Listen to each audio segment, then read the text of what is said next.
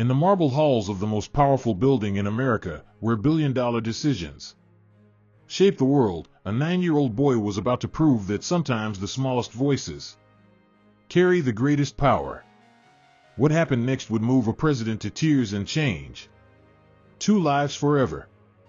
This is the true story of Ethan Walker, the invisible son of a cleaning lady whose mother, Grace, worked 16-hour days just to keep food on their table. Every morning, they would enter the White House through the staff entrance, 2 shadows in a world of power and privilege, unseen by the billionaire politicians and executives who walked these sacred halls, making decisions that affected millions. But on this particular day, something extraordinary was about to unfold. Something that would remind us all that worth isn't measured by bank accounts or addresses, but by the courage to show kindness when no one is watching.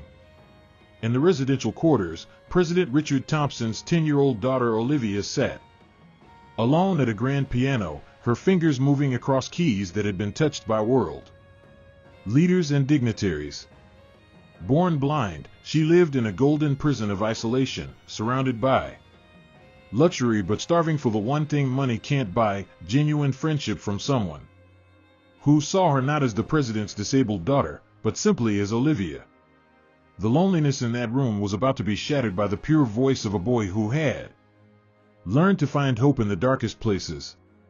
What happened when these 2 children met would expose the ugly truth about how we treat people based on their circumstances, while proving that authentic human connection recognizes no boundaries.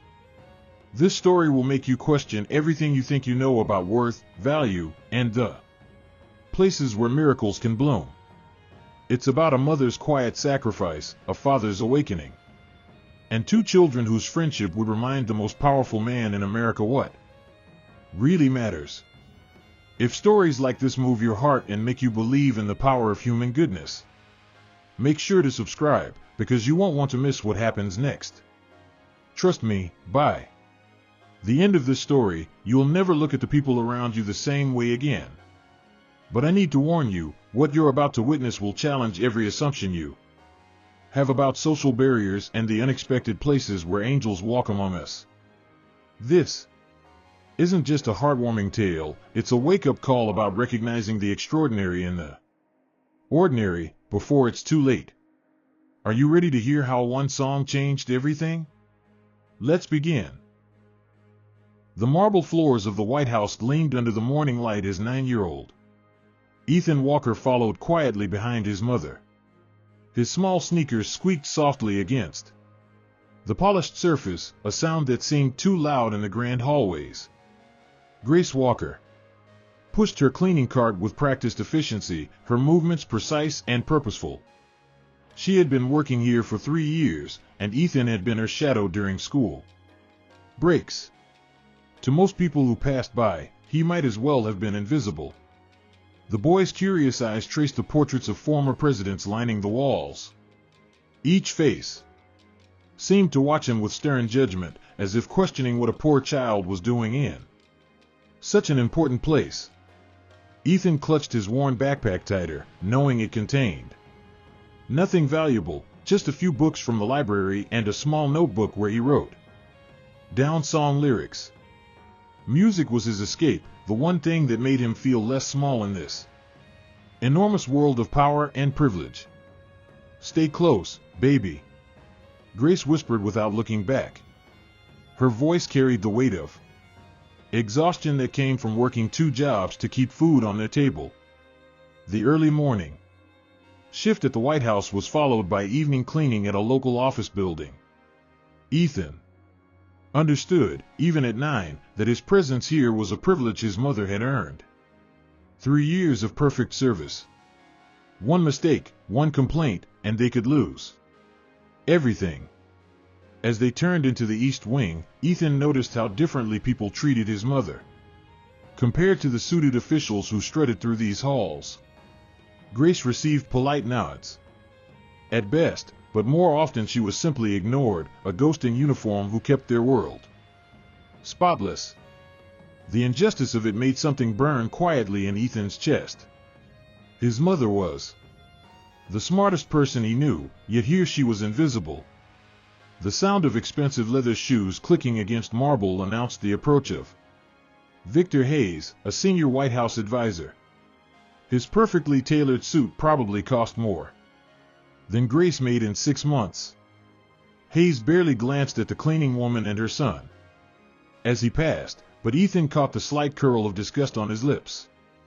It was a look Ethan had seen before, the expression of someone who believed worth was measured by bank accounts and addresses.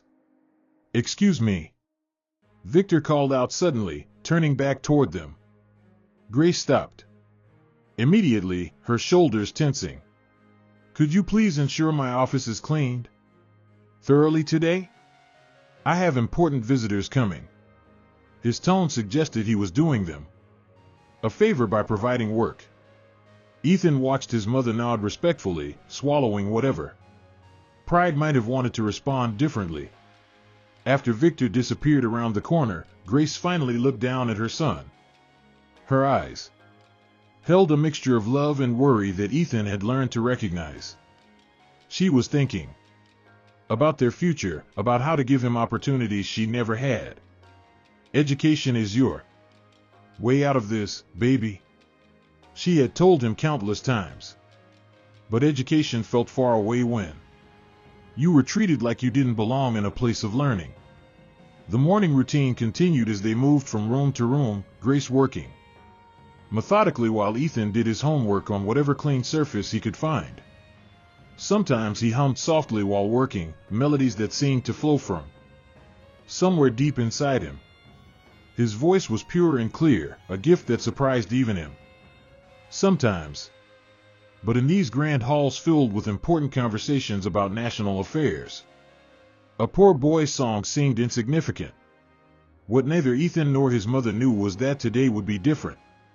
Today, his invisible presence would become impossible to ignore. Today, that pure voice would reach someone who desperately needed to hear it. The wheels of fate were already turning, set in motion by something as simple as a child's natural compassion. But first, they had to finish their work, moving through the White House like quiet shadows, cleaning up after those who made decisions that shaped the world. Little did they know that by evening, one small voice would change everything they thought they understood about power, worth, and the unexpected places where miracles can bloom. Grace Walker had been awake since 4 in the morning, her calloused hands already moving through the familiar motions of preparing for another day. The small apartment she shared with Ethan was clean but sparse, every dollar carefully counted, every expense weighed against Ethan's needs. She stood in their tiny kitchen, packing his lunch with the same precision she brought to her work, making sure he had enough to eat even when her own stomach would growl later. The reflection in the cracked bathroom mirror showed a woman who had aged beyond her 35 years. Dark circles under her eyes told the story of someone who worked 16-hour days without complaint. But when she looked at Ethan brushing his teeth beside her, that exhaustion melted into something else entirely, pure, fierce love that made every sacrifice worthwhile. This was her purpose, her reason for enduring the condescending looks and dismissive treatment. During the bus ride to the White House, Grace watched her son stare out the window at the awakening city. His mind was always working, always curious about the world beyond their small corner of it. She had noticed how he absorbed everything, the way people spoke, the music that drifted from car radios, the stories he read in his library books. There was something special about Ethan, something that couldn't be dimmed by their circumstances. The morning security check at the White House was routine, but Grace never forgot the privilege of working in such a place. Some of her friends from the neighborhood thought she was crazy for taking a job that paid less than commercial cleaning. But this wasn't just about money, it was about showing Ethan that honest work had dignity, regardless of where you started in life. She wanted him to see people who had risen from nothing to positions of power. As they entered the staff entrance, Grace adjusted her uniform with quiet pride. The blue dress and comfortable shoes weren't fashionable, but they represented something important: stability in an unstable world. This job came with health insurance, something that had saved them when Ethan had pneumonia 2 winters ago. She remembered sitting in that hospital waiting room, praying to a God she wasn't sure was listening, grateful that her son could receive proper care. The other cleaning staff greeted Grace warmly, but she noticed how they lowered their voices when management passed by. Everyone understood the unspoken rules: be efficient, be invisible, be grateful. Grace had mastered these rules better than most, which is why she had earned the trust to bring Ethan during school breaks. But sometimes, late at night, she wondered what dreams she had given up to keep food on their table. Moving through the corridors with her cleaning supplies, Grace felt the weight of responsibility settling on her shoulders like a familiar coat. Every spotless floor was a small victory, every perfectly arranged room a testament to her worth. She took pride in her work, because pride was something no one could take away from her. The wealthy people who walked these halls might not see her value, but Grace knew her contribution mattered. What worried her most were the looks Ethan sometimes got from visitors, the mixture of curiosity and disdain that asked silent questions about what a poor black child was doing in such an important place. She had taught him to hold his head high, to answer questions politely, to never apologize for existing. But she also knew that the world could be cruel too. Boys like her son, boys who dared to dream beyond their circumstances. Today felt different somehow, though Grace couldn't put her finger on why. Maybe it was the way Ethan had hummed while getting ready, a melody she'd never heard before but that seemed to capture something hopeful. Or maybe it was the strange sense that all their quiet sacrifices were building towards something bigger than either of them could imagine. Mothers develop an instinct about their children's destiny. As they began their work routine, Grace offered a silent prayer for protection and opportunity. She didn't know that her faithfulness was about to be rewarded in ways she never could have imagined. She couldn't see that every floor she had mopped with dignity, every dismissive comment she had endured with grace, had been preparing both her and Ethan for this moment when the invisible would finally be seen. President Richard Thompson stood at his office window, watching the morning light filter through the bulletproof glass, but his mind wasn't on national security briefings or economic reports. Instead, he was thinking about his 10-year-old daughter Olivia, who was somewhere in the residential quarters, probably sitting alone again. The weight of leading a nation felt insignificant compared to the helplessness he felt as a father watching his child retreat further into isolation each day. Olivia had been born blind, a challenge that the Thompson family had faced with determination and love. But being the president's disabled daughter came with complications no parenting book could prepare them for. The constant security, the limited social interactions, the way people either stared with pity or avoided eye contact altogether, it had created a prison of loneliness that even unlimited resources couldn't unlock. Richard's heart broke a little more each time he saw her sitting by herself, her small fingers tracing patterns only she could understand. The medical team had assured them that Olivia's other senses had developed remarkably to compensate for her blindness. Her hearing was extraordinary, she could identify people by their footsteps, predict weather changes by subtle sounds, and most remarkably, she had an almost supernatural ability to read emotions through voices.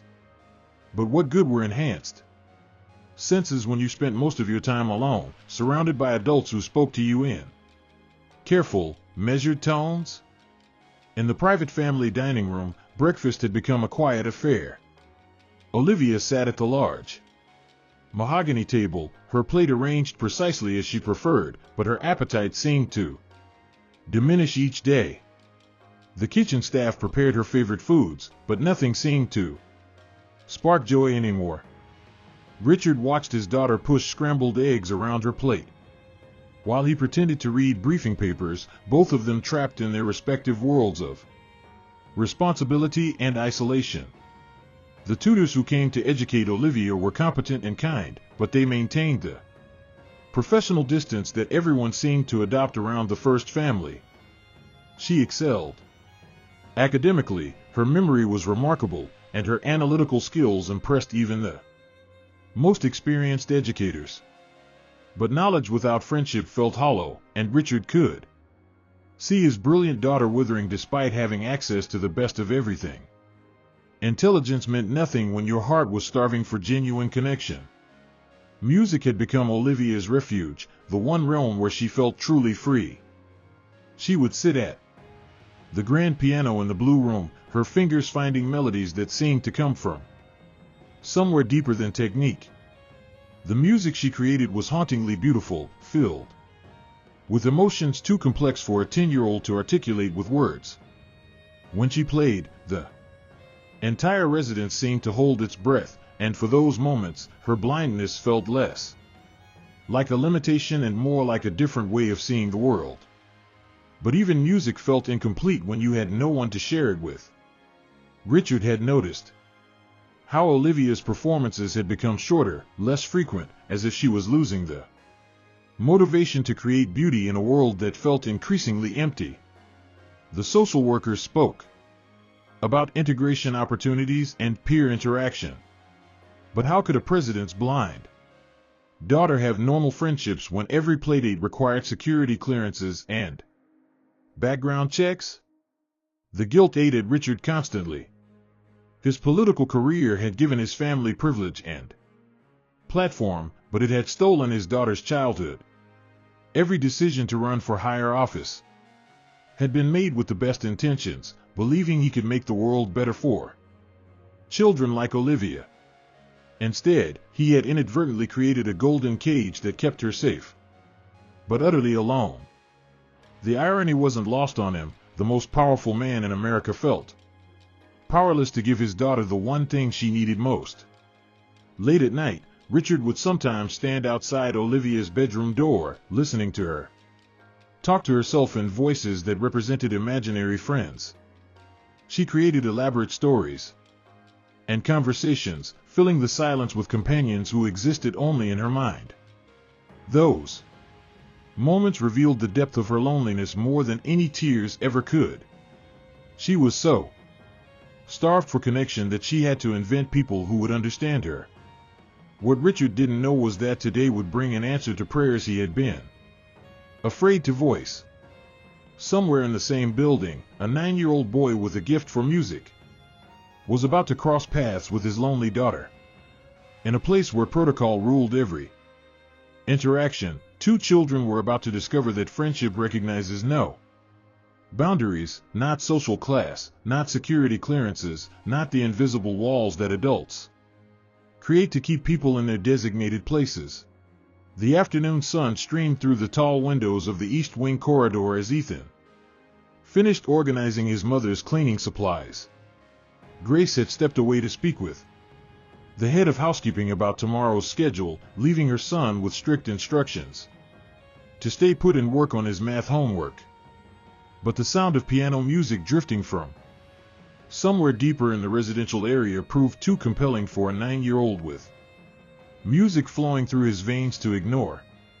Following the melody like a compass pointing toward true north, Ethan found himself in a part of the White House he had never seen before.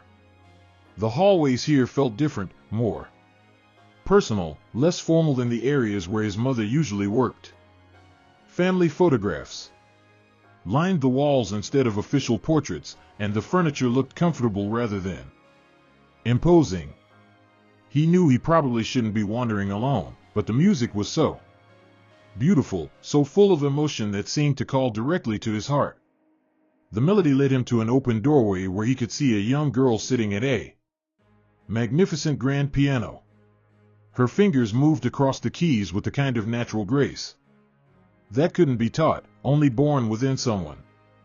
But it was the expression on her face that stopped Ethan in his tracks. pure concentration mixed with deep sadness, as if she was pouring all her loneliness into the music and hoping someone, somewhere, might understand. Olivia sensed a presence before she heard anything concrete. Her enhanced hearing had detected the soft squeak of sneakers on marble, a sound that didn't belong to any of the adults who usually moved through these halls. She stopped playing abruptly, her hands freezing above the keys as she turned toward the doorway. "Who's there?" she asked, her voice carrying neither fear nor command, just curious hope that maybe, finally, someone her own age had wandered into her world. Ethan's first instinct was to run. He wasn't supposed to be here, and getting his mother in trouble was his greatest fear. But something about the girl's voice, the way it carried both strength and vulnerability, made him step forward instead. "I'm sorry," he said quietly. "I heard the music in. I didn't mean to bother you. I'm Ethan. My mom clings here." His honesty was automatic, shaped by Grace's teachings about always telling the truth, even when it might cause problems. "Ethan," Olivia repeated, tasting the name like something sweet. "I'm Olivia. And you're not bothering me at all." She turned fully toward his voice, her sightless eyes somehow seeming to see right through to his essence. "Your mom cleans here? I've never met anyone my age who actually lives in this place, even part-time. Everyone else is always so old and serious." Her laugh was musical, matching the piano melody that still seemed to hang in the air around them. The conversation that followed broke every protocol the White House had ever established. But neither child cared about rules that adults had created to keep them separated. Ethan found himself sitting on the piano bench beside Olivia, their knees almost touching, talking about music and dreams and all the things that 10-year-olds think about when they're not being told to behave like miniature adults. She asked him about the world outside these walls, and he asked her about growing up in the most famous house in America. "Do you like music?" Olivia asked, her hands returning to the keys to play a simple melody. "I mean, really like it? Not just listening, but feeling it?" Ethan nodded before remembering she couldn't see him, then quickly said yes with an enthusiasm that made her smile. "I sing sometimes," he admitted, his voice dropping to almost a whisper. "My mom says I have a nice voice, but moms have to say that, right?" His self-doubt was endearing, the kind of modesty that comes from never having your talents truly recognized. "Sing something for me," Olivia said, her request simple but somehow carrying the weight of a desperate wish. "Please? I'll play along if I can follow the melody." She positioned her hands over the keys, waiting with the kind of anticipation that suggested this moment meant everything to her. In her isolated world, the possibility of creating music with someone her own age felt like discovering buried treasure in her own backyard. What happened next would later be described by White House staff as magical, though none of them witnessed it firsthand. Two children, separated by every social barrier imaginable, discovered that music really could bridge any divide. As Ethan began to sing, hesitantly at first, then with growing confidence, Olivia's fingers found the perfect accompaniment, as if they had been practicing together for years instead of meeting for the first time just minutes ago. Ethan's voice started as barely more than a whisper, the melody flowing from somewhere deep in his chest where all his hopes and dreams lived quietly. The song he chose wasn't from any radio or music class, it was something that had grown inside him during those long bus rides with his mother, born from watching her tired face transform into peaceful sleep. "Amazing Grace, how sweet the sound," he began, his young voice carrying a purity that seemed to make the very air in the room shimmer with emotion. Olivia's fingers found the harmony almost instantly, as if the piano keys were speaking. directly to her soul. She had heard this hymn countless times during official ceremonies, but never like this, never sung with such raw honesty by someone who understood what it meant to need grace, to hope for redemption. Her accompaniment wasn't technically perfect, but it was emotionally flawless, each note chosen not by training but by intuition, creating a musical conversation between two young hearts. That saved a wretch like me. Ethan continued, his confidence growing as he felt Olivia's music supporting him like invisible wings. The word wretch carried special meaning when sung by a boy who had been made to feel worthless by the world's standards. But here, in this moment, he didn't feel like a wretch at all. He felt like exactly who God had made him to be, a child with a gift that could touch another's soul in ways that money and power never could. The melody swelled and softened, guided by emotions neither child could fully name but both completely understood. Olivia's enhanced hearing caught every nuance of Ethan's voice, the slight tremor when he reached for higher notes, the way his breathing deepened during the more powerful phrases, the absolute sincerity that made each word feel like a personal promise. This wasn't performance, this was pure communication from one heart to another. I once was lost, but now I'm found, Ethan sang, and Olivia felt tears she hadn't expected beginning to gather in her sightless eyes. The words resonated with painful accuracy. She had been lost in her own life, surrounded by luxury but starving for connection, trapped in golden isolation that felt more like punishment than privilege. But sitting here beside this boy, with the angel voice, she felt found in ways that went beyond physical sight. The piano seemed to sing along with Ethan's voice, each key responding to Olivia's touch, like an extension of her heart. She had played this song dozens of times for formal events, but never had the instrument felt so alive, so willing to pour out emotion without reservation. The music filled the room completely, transforming the space from a formal reception area into something sacred, a chapel where two children worshiped through the pure joy of shared creativity. Was blind, but now I see. The final phrase carried special irony that wasn't lost on either child. Olivia, who had never seen a sunset or her father's face, somehow saw more clearly than anyone around her.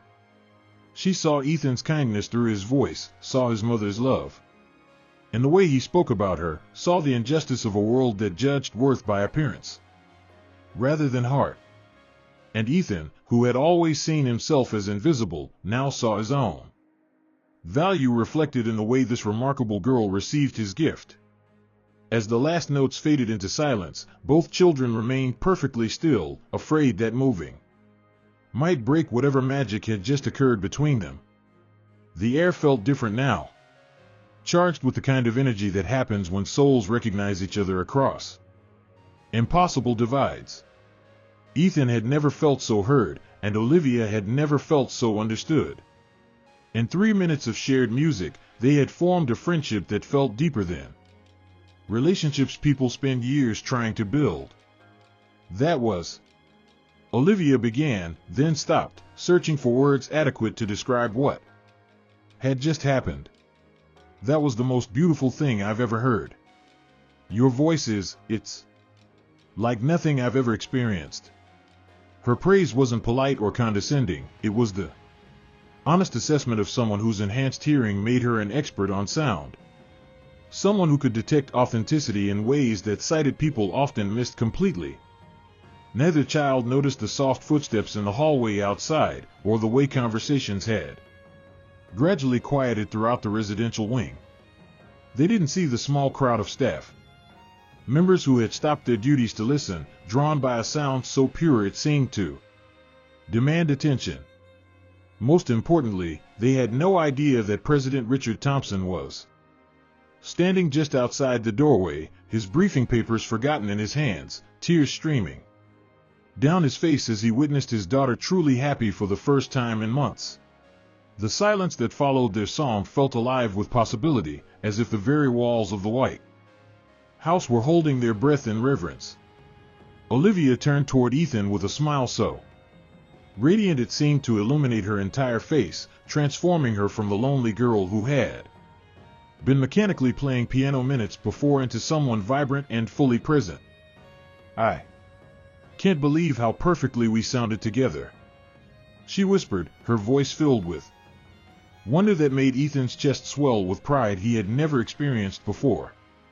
"You made me sound good," Ethan replied with the kind of humility that only made his talent more remarkable. "I've never had anyone play with me before. My mom hums sometimes when she's working, but this felt like flying." His words painted pictures of freedom that Olivia could see clearly in her mind, and she understood exactly what he meant. For both children, this musical connection represented escape from the limitations that others had placed on their lives. Without conscious decision, Olivia's hands returned to the piano keys, beginning a gentle melody that seemed to ask a question. Ethan responded instinctively, his voice finding words that matched her musical query, creating a spontaneous conversation that needed no planning or practice. They were discovering that their souls spoke the same language, a dialect of hope and longing that transcended their vastly different circumstances. Music became their bridge across worlds that should have been impossible to connect. "Tell me about your world," Olivia said during a pause in their improvised duet. "What does it look like where you live? What makes you happy?" Her questions came from genuine curiosity rather than polite conversation, and Ethan found himself describing his neighborhood with details he had never shared with anyone. He told her about the corner store owner who always saved him a free candy when his mother wasn't looking, about the elderly woman next door who taught him card games, about the way sunset looked through their small apartment window. In return, Olivia shared secrets she had never voiced to anyone, how she sometimes pretended her tutors were friends her own age, how she created elaborate fantasy worlds in her mind where being blind was actually a superpower, how she dreamed of traveling to places where no one knew she was the president's daughter. Her vulnerability was breathtaking, and Ethan listened with the kind of focused attention that made each confidence feel precious and protected. The afternoon light streaming through the windows began to shift, painting the room in golden hues that neither child could see but both could somehow feel. Their conversation flowed as naturally as their music had, punctuated by laughter that echoed through halls usually filled with serious political discussions. For the first time in years, the White House residential quarters were filled with the sound of childhood joy, reminding everyone within earshot of what they had been missing. "I wish you could come here every day," Olivia said suddenly, her voice carrying a wistfulness that made Ethan's heart ache for her. "I know that's probably impossible because of who my father is, but wouldn't it be amazing if we could make music together all the time?" Her question wasn't demanding or entitled, it was the simple wish of a lonely child who had finally found someone who understood her, someone who saw her as just Olivia, rather than the president's disabled daughter. Ethan wanted to promise her exactly that, but he had learned early that hopes could be dangerous when you didn't have control over your circumstances. Instead, he said, "Maybe we can figure out a way.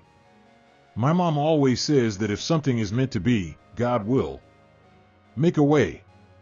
His faith was simple and unshakable, the kind that comes from watching your mother pray through impossible situations and seeing miracles happen one small blessing at a time. As if summoned by their shared hope, both children heard the approach of footsteps that sounded different from the usual staff movements. These steps carried authority and purpose, the kind that made security details snap to attention. Olivia's enhanced hearing identified them immediately, and her face went pale with sudden anxiety. "That's my father," she whispered, her voice carrying a mixture of love and fear that Ethan couldn't quite understand. "He's going to wonder what you're doing here." But instead of running, his first instinct, Ethan found himself staying firmly planted beside his new friend. Something about their musical connection had given him courage he didn't know he possessed, a strength that came from finally knowing his own worth. He reached out carefully and found Olivia's hand, squeezing it gently in a gesture that promised he wouldn't abandon her just because things might get complicated. Whatever happened next, they would face it together, two children who had found something precious in each other that no adult rules or social barriers could diminish.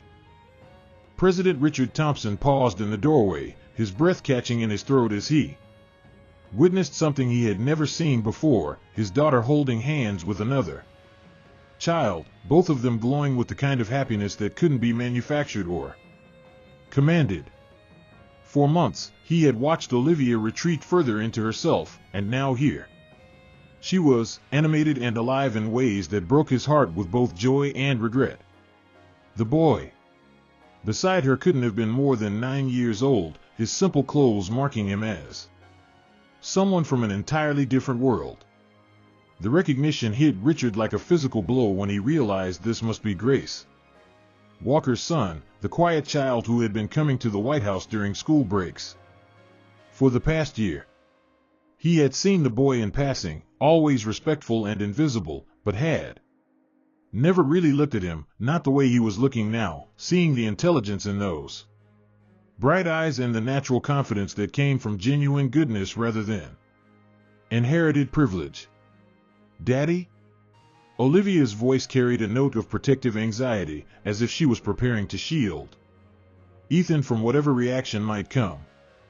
Her enhanced hearing had been tracking her father's breathing, his heartbeat, all the subtle signs that told her he was struggling with powerful emotions. "This is Ethan," she said simply, her introduction carrying the weight of someone presenting the most important person in their world. "He has the most beautiful voice I've ever heard."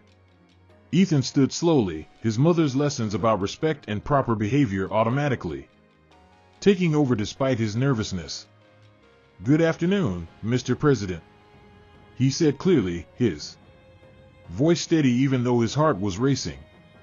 He had practiced this greeting in his head many times, imagining what he would say if he ever met the most powerful man in America. But nothing had prepared him for this moment, when that meeting would happen while he was holding the president's daughter's hand. What happened next surprised everyone in the room, including Richard himself. Instead of the formal response that protocol demanded, instead of questions about security breaches or inappropriate access to the residential quarters, the president found himself seeing the scene through a father's eyes rather than a politician's. His daughter was happy, genuinely, radiantly happy, for the first time in months. That truth trumped every rule and regulation in the White House handbook.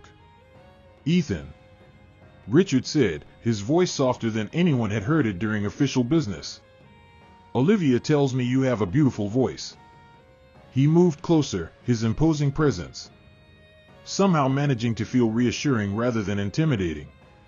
"I've been standing outside that door for the past few minutes, listening to you both make music together. What I heard was..." He paused, searching for words adequate to describe the emotional impact of their simple hymn. "What I heard was perfect." The tears that had been threatening to fall finally escaped as Richard knelt down to Ethan's eye level, bringing himself into the boy's world rather than forcing the child to reach up to his. "Do you know that you've done something today that teams of doctors and specialists and the best child psychologists in the country haven't been able to do?" His voice carried wonder and gratitude in equal measure. "You've made my daughter laugh. Really laugh. I can't remember the last time I heard that sound." Olivia's face transformed with understanding as she realized her father wasn't angry or disapproving, he was grateful. "Daddy, Ethan and I make music together like we've been doing it forever," she explained excitedly. "It's like our voices and the piano were all waiting for this moment to find each other." Can he come back tomorrow? Please? Can we make more music together? Her request was the first time in months she had asked for anything with genuine enthusiasm. The sight of his daughter pleading for friendship, something so basic that most children took it for granted, completed the transformation happening in Richard's heart. This wasn't about protocol or security clearances or maintaining appropriate boundaries between social classes. This was about a lonely child who had finally found connection with someone who saw her as just a person rather than a title or a disability. How could any father deny his daughter such a precious gift? I think, Richard said slowly, his presidential voice giving way to something much more human, that we need to figure out how to make that happen. He looked directly at Ethan, man to boy, recognizing something essential that had nothing to do with age or status. Would you like that, son? Would you like to come back and make music with Olivia? The question was asked with the same seriousness he brought to matters of national importance. Because in this moment, nothing was more important than his daughter's happiness. The conversation that followed would be remembered by everyone present as one of those rare moments when the impossible becomes inevitable through the sheer force of love and recognition. President Thompson called for Grace Walker to join them, and when she arrived, breathless and terrified that Ethan had somehow gotten into trouble, she found her son sitting beside the first daughter while the President of the United States spoke to him, as if he were the most important person in America. Grace's knees nearly buckled when she saw the scene before her.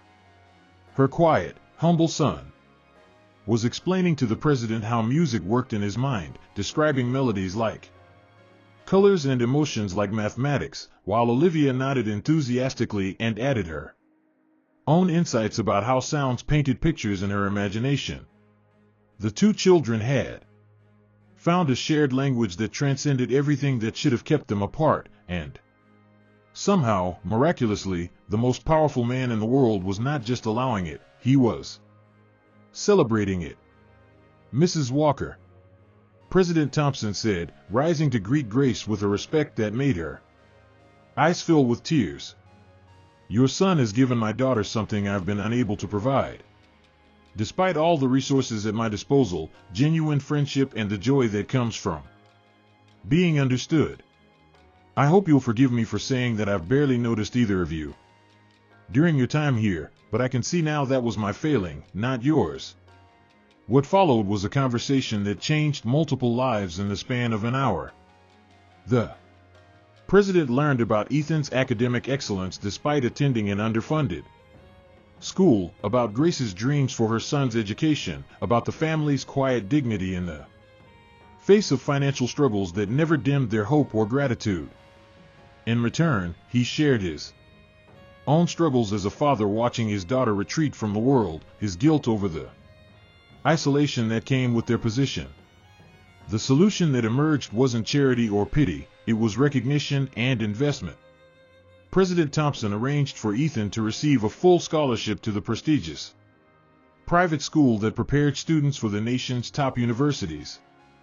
But more than that, he arranged for regular music sessions between Ethan and Olivia, understanding that their friendship was beneficial to both children in ways that couldn't be measured by traditional metrics of success or achievement.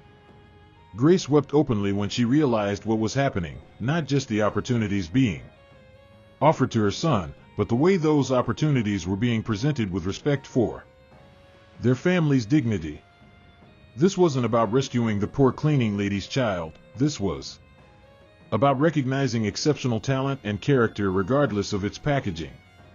The President spoke to Ethan as an equal, someone whose gifts deserved cultivation rather than charity. The White House staff who witnessed the aftermath would later describe it as watching magic unfold in real time. Arrangements were made for Ethan to have regular access to the residential quarters for music sessions with Olivia. Security protocols were adjusted not grudgingly but enthusiastically, with guards who had watched the lonely little girl for years. now smiling as they prepared for visits from her new best friend.